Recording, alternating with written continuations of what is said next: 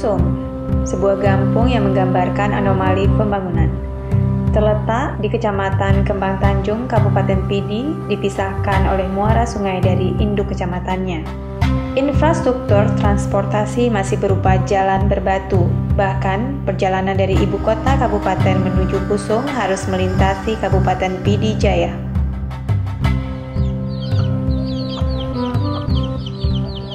Keheningan menyambut saat memasuki Pusung pada jam kerja.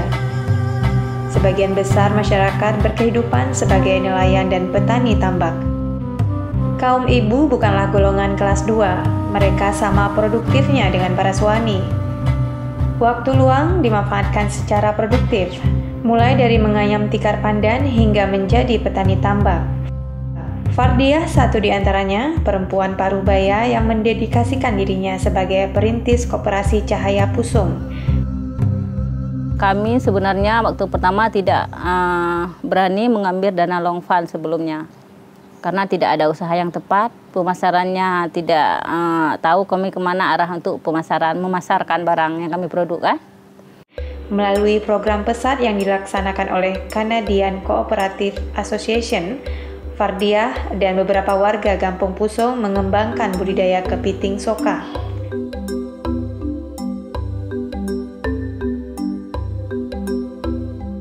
Kondisi alam yang sesuai, permintaan pasar tinggi, dan harga jual yang menjanjikan, Pusung layak menjadi lahan budidaya kepiting soka.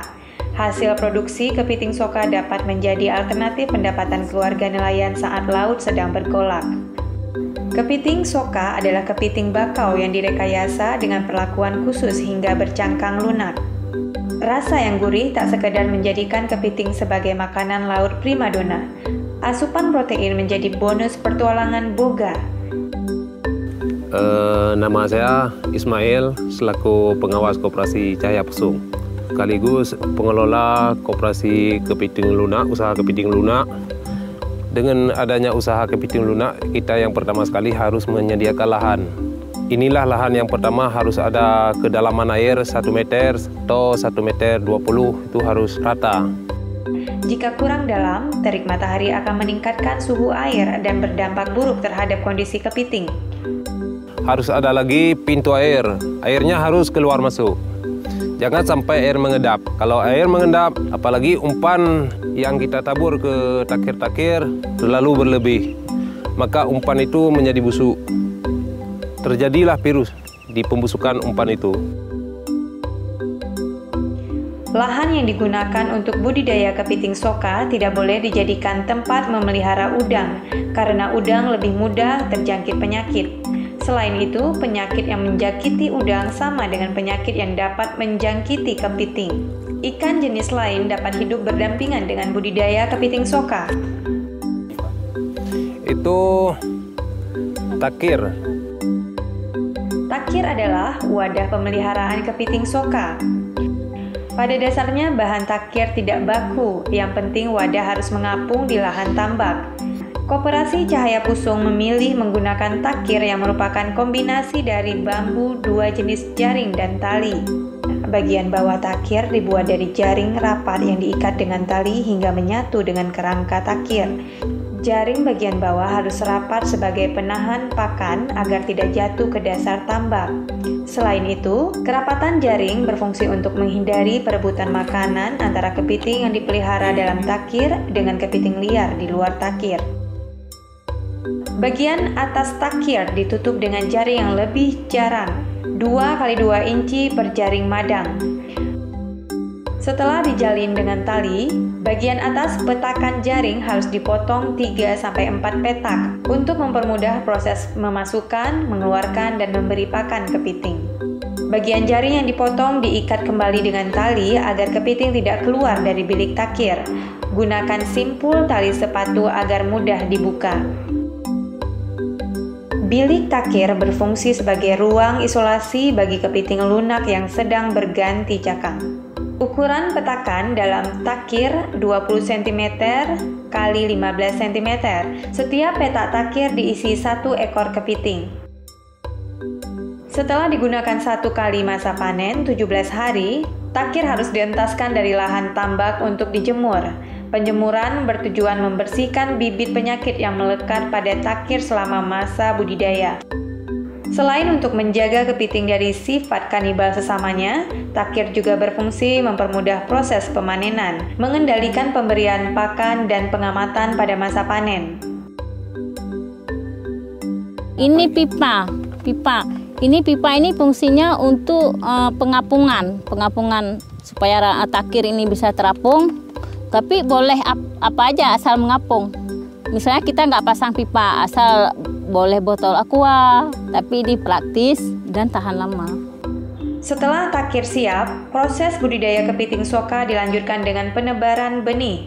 Sebelum disebarkan, benih kepiting harus menjalani proses seleksi terlebih dahulu. Kepiting yang dibudidayakan sebagai kepiting soka harus berkelamin jantan atau banci. Jadi cara pembedaannya, kalau kepiting jantan alat kelaminnya lebih kecil dan runcing, dan kepiting betina alat kelaminnya atau tempat pembiakannya besar.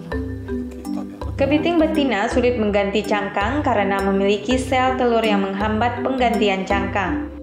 Setelah diberi dari penampung, kepiting disiram perlahan dengan air dari tambak tempat pemeliharaan. Tujuannya agar kepiting menyesuaikan diri dengan lingkungan baru. Sebelum dimasukkan ke dalam takir, 3 pasang kaki kepiting yang berfungsi sebagai kaki jalan dilepaskan. Pertama diproses dulu pemindahan kaki. Ya, kaki yang ini 3 harus dilepasin. Kalau kaki renang, ini nama kaki renang, dan capit untuk buat kaki buat makan ini tidak dilepasin. Proses pelepasan 3 pasang kaki jalan bertujuan untuk meminimalisasi gerak kepiting agar proses pergantian cangkang berlangsung lebih cepat. Setelah pelepasan kaki jalan, kepiting langsung dimasukkan ke dalam bilik takir. Kepiting yang akan dijadikan kepiting soka berbobot 100 gram. Dan setelah pergantian kulit, dari ukuran 100 gram bisa menjadi 120 atau 130 gram berat badannya. Dan pemberian pakannya, kalau di minggu pertama penebaran benihnya, kita memberikan pakan 2 hari sekali. Terus minggu kedua 3 hari sekali. Minggu ketiga 4 hari sekali, dan sampai 5 hari sekali. Ya. Karena kalau mau mendekati panen, dia kalau terlalu kenyang nanti proses pergantian kulitnya susah karena dia terlalu berat bobot badannya. Ya. Pakan kepiting bisa dari bahan-bahan limbah pasar daging, limbah pasar ikan, kulit sapi, kulit kerbau, dan lain-lain. Yang digunakan koperasi Cahaya Pusung adalah kulit sapi, karena kalau isi perut ikan, pencemaran airnya terlalu cepat. Prosesnya kulit lembu setelah dibawa, direbus dulu, terus dipotong per kilonya 300 potong. Terus dikasih dalam setiap kotak ini 1 potong. Sisa yang tidak habis dari kepiting boleh dikasih ke kepiting lain. Panen dilakukan setelah 17-29 hari setelah penebaran kepiting di dalam takir. Pemanenan kepiting soka dilakukan 3 kali dalam 24 jam, masing-masing pada pukul 6, pukul 13, dan pukul 23. Pemanenan dilakukan dengan melihat ke dalam bilik takir. Jika dalam takir terlihat seperti sudah ada 2 ekor kepiting, berarti sudah bisa dipanen. Saat panennya sudah ada kepiting 2 di dalam, seperti sudah ada 2 kepiting, ya kan? Padahal kalau kita lihat sebenarnya yang satu cangkangnya atau kulit lamanya yang sudah diganti, ini kulit lamanya, ya. Terus yang satunya lagi kepitingnya ya, yang sudah pergantian kulit, dia sudah menjadi lunak, ya, seperti ini. Dan kaki yang telah dilepas tadi dia semuanya sudah utuh kembali. Iya. Setelah panen, pengambilan dari tempat pemeliharaannya setelah kepiting itu menjadi lunak dan kita masukkan ke dalam air tawar. Kenapa dimasukkan ke dalam air tawar? Supaya dia tidak berubah lagi menjadi keras lagi. Kalau terus menerus diaerasin, dia akan keras lagi. Dan masa proses pengerasan itu 4 jam. 4 jam kalau sudah dia pergantian kulit, nggak kita ambil atau nggak kita panen, dia akan berubah menjadi keras lagi. Itu sebabnya pemanenan kepiting soka dilakukan 3-4 kali sehari. Setelah dicuci dengan air tawar, kepiting diangin-anginkan hingga kering. Setelah itu, kepiting dibekukan di dalam freezer. Setelah membeku, kepiting dikemas dalam box styrofoam. Kepiting soka siap dipasarkan. Dan pemasarannya ditanggung oleh Kopomas. Ya, Kopomas siap memasarkan barang kami sebanyak apapun. Jadi Nggak sakit kepala mikir-mikir. Dengan adanya Kopomas, usaha kami lebih maju, pemasarannya tepat sasaran, dan kami bekerja lebih semangat.